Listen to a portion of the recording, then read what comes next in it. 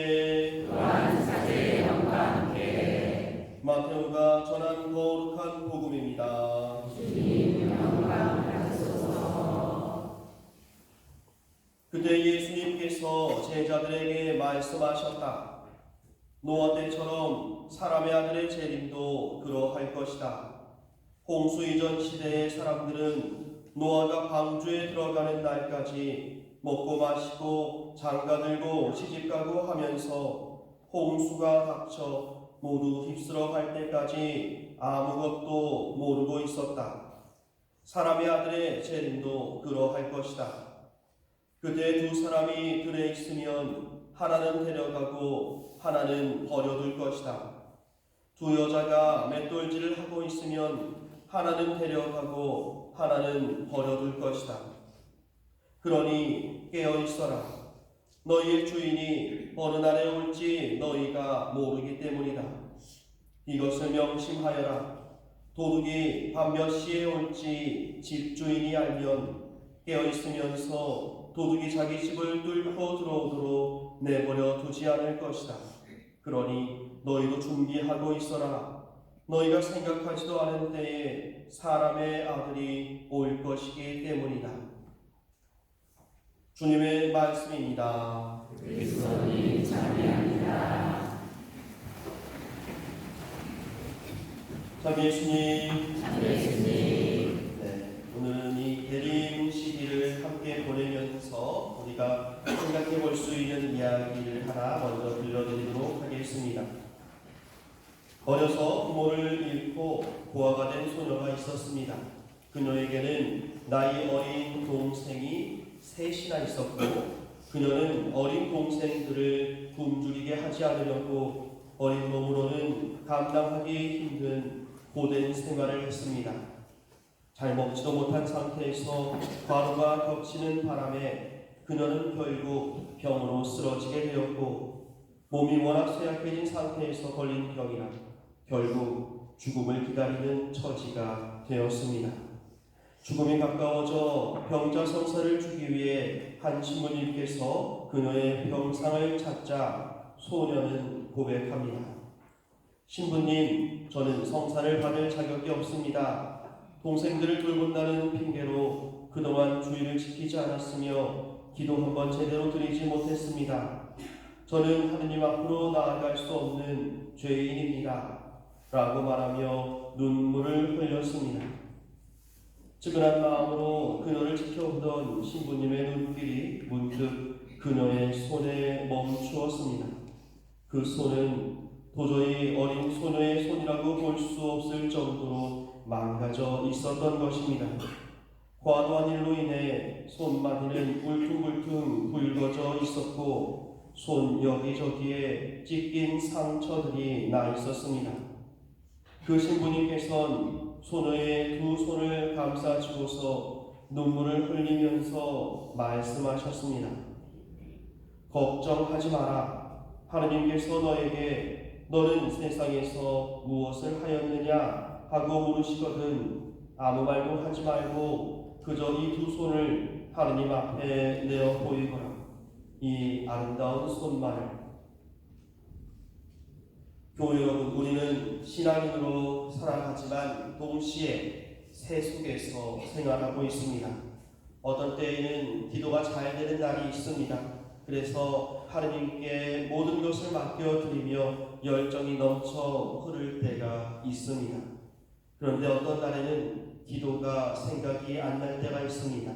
너무 바빠서 하느님을 잊고 살고 하느님께서 우리에게 명하신 계명을 지키기조차 힘든 날이 있습니다. 오늘 예수님께서는 준비하고 있으라 명하십니다. 준비한다는 것은 언제라도 떠날 수 있어야 한다는 것입니다.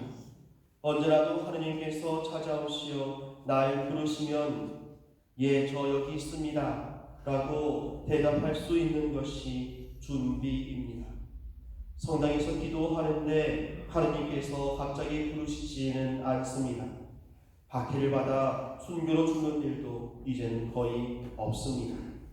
우리가 하느님을 기다리는 것, 하느님께서 우리를 준비하라고 명하신 그 순간은 바로 일상 안에서 일어납니다. 그리고 일상에서의 준비라고 하는 것은 예수님께서 우리에게 명하신 사랑을 실천하는 것입니다. 사랑을 품기 어려운 순간에도 순교하는 마음으로 사랑을 이야기하고 마음에 들지 않는 이에게도 사랑의 언어로 대화해야 합니다. 앞에 예화의 소년처럼 살기 위해 어쩔 수 없이 성당에 나가 기도할 시간이 없었지만 매일의 삶이 순교자의 삶, 애국의 실천이었다면 하느님께서 준비가 덜 되었다고 말씀하지는 않으실 겁니다. 오히려 그러한 삶 속에서 누구보다 진하게 그리스도의 향기를 내뿜고 있었다고 인정해 주실 것입니다. 함부로 타인의 신앙을 심판할 필요도 없고 나의 신앙에 교만할 필요도 없습니다. 우리가 하느님의 자비를 기다리는 모습, 하느님의 사랑을 기다리는 모습은 모두 같습니다. 우선은 따뜻해야 합니다. 그리고 겸손해야 합니다. 또한 기뻐해야 합니다. 이번 대립 시기는 이 세 가지의 마음, 따뜻함, 겸손함, 그리고 기쁨으로 그 마음을 안고 지내시기 바랍니다. 잠시 묵상하겠습니다.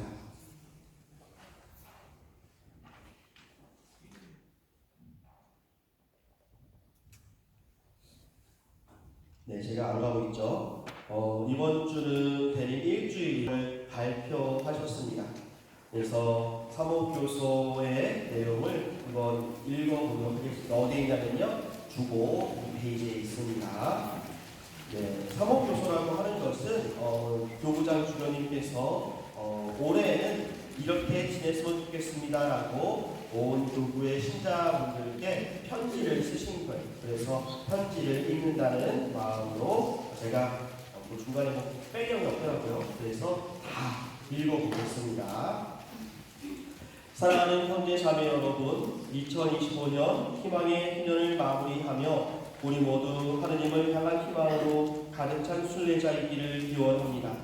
이 지상 여정의 순례는 하느님을 향한 길이기에 하느님을 만날 것이라는 희망 안에서 믿음을 늘 새롭게 하고 사랑을 실천하는 삶을 살아가는 우리가 되어야 하겠습니다. 우리 한국 천주교회는 하느님의 큰 축복을 받았습니다. 교회 역사 안에서 선교사 없이 평신도 스스로 신앙을 받아들였다는 사실이 이를 보여줍니다. 이는 전 세계 그 어떤 교회에서도 찾아볼 수 없는 특별한 사건입니다. 우리 신앙 선조들이 신앙을 받아들인 모습은 하느님을 향한 여린 마음과 하느님의 역사하심의 모든 것을 내어 맡긴 인간 본성의 놀라운 예표라고 할 수 있습니다. 이런 축복을 받았기에 한국 천주교회는 모진 박해와 고난에도 모든 교회 모범으로 자리매김할 수 있었습니다. 하느님께서는 이러한 축복을 다시 한번 우리에게 주셨습니다. 그것은 2027년 세계 청년대회가 바로 우리나라에서 열린다는 사실입니다. 그리스도교 국가에서만 개최되던 세계 청년대회가 지금까지의 관리에서 벗어나 처음으로 다종교 국가이자 전세계 유일한 분단 국가인 우리나라에서 열린다는 것은 매우 놀라운 일입니다. 하느님께서 우리 민족과 우리 교회에 내려주시는 큰 축복이 아닐 수 없습니다. 우리 신앙의 선조들이 열린 마음으로 하느님의 뜻에 모든 것을 내어 맡겨 축복과 은총의 시간을 열었듯 우리도 세계 청년대회 준비 과정에 마음을 활짝 열어 하느님이 주시는 은총을 충만히 받아들이는 시간이 되기를 기도합니다. 세계 청년대회는 크게 환대, 순례와 만남, 그리고 선교라는 주제 안에서 이루어집니다. 환대는 준비하는 과정을, 순례와 만남은 청년대회 동안에 이루어지는 모든 과정을 의미합니다. 그리고 선교는 청년대회 이후 뒤따라야 할 우리 삶의 증거를 뜻합니다. 이러한 주제들을 볼 때 세계 청년대회는 단순히 청년들만을 위한 시간이 아님을 느낄 수 있습니다. 준비 과정과 본 행사 기간 그리고 대회 이후의 시간까지 모든 일련의 과정은 교리교육적 주제들과 모든 신자의 신앙 쇄신을 내포하고 있습니다. 그러기에 앞으로 3년간 우리 교구는 세계 청년대회의 주제어들에 집중하며 세계 청년대회를 준비함과 동시에 우리 모두의 영적 쇄신을 위한 노력에 집중할 것입니다. 특별히 세계 청년대회의 첫 번째 주제어 환대는 올 한 해 교구 모든 구성원이 함께 묵상하고 실천해야 할 내용입니다. 여기서 환대는 단순히 손님을 맞이하는 의례적이고 형식적인 태도만을 뜻하지 않습니다. 성경에서 말하는 환대는 하느님께서 우리에게 베푸신 사랑과 자비를 마음을 열고 받아들이는 신앙의 자세입니다. 이는 봉사와 사랑의 실천으로 드러나며 관대함과 포용으로 나타납니다. 아브라함이 떡갈나무 아래에서 삼일체이신 하느님을 모신 것처럼 환대는 마음을 열고 신앙의 눈으로 하느님을 맞아들이는 것이며 모든 이들 안에서 하느님을 발견하는 것입니다. 모든 이들을 환대하셨던 선종하신 프란치스코 교황님은 환대는 복음의 구체적인 표현이라고 말씀하셨습니다. 환대는 열린 마음으로 타인을 맞이하고 그들의 존엄성을 인정하며 진정한 만남과 대화를 통해 서로의 삶을 풍요롭게 하는 것입니다. 이러한 의미에서 올 한 해 우리 모든 교회 구성원이 깊이 묵상할 환대는 개인적 신앙을 넘어 우리 각자의 마음을 열고 모든 이들에게 다가서는 것을 의미합니다. 이를 통해 무관심, 분열과 갈등 등 우리 사회에 만연한 병리적 현상들의 공동 책임을 느끼며 인간과 인간 사이의 연결과 연대를 다시 한번 깊이 생각하게 될 것입니다. 우리 교회 공동체는 다음 여러 분야의 환대를 생각하며 이를 삶으로 실천할 수 있도록 노력해야겠습니다. 신앙 안에서의 환대, 각자의 마음에 주님을 진심으로 모실 수 있기 위해 노력하는 한 해를 보냅시다. 성체조배와 고해 성사를 통해 하느님을 우리 마음 안에 환대합시다. 가정 안에서의 환대, 가정은 환대를 배우는 첫 번째 장소입니다. 부모는 자녀의 가치를 존중하고 가족 구성원이 서로를 환대하고 받아들이는 대화와 경청의 가정 문화를 만들어 봅시다. 특별히 이를 통해 세대 간 가족 간의 신앙 교류로 한 발짝 더 다가갑시다.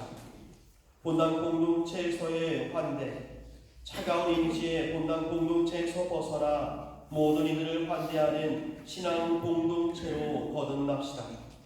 처음 성당에 온 미신자들로부터 냉담자들 그리고 공동체 구성원들 사이 나아가 본당 단체들 사이의 신앙 교류를 통해 환대의 공동체를 만들어 봅시다.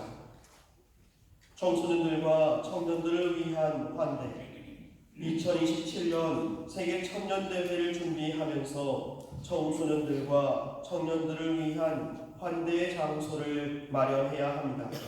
이는 공간적 개념을 넘어 이들 스스로가 청년 사목의 주체임을 느끼게 해주는 것입니다.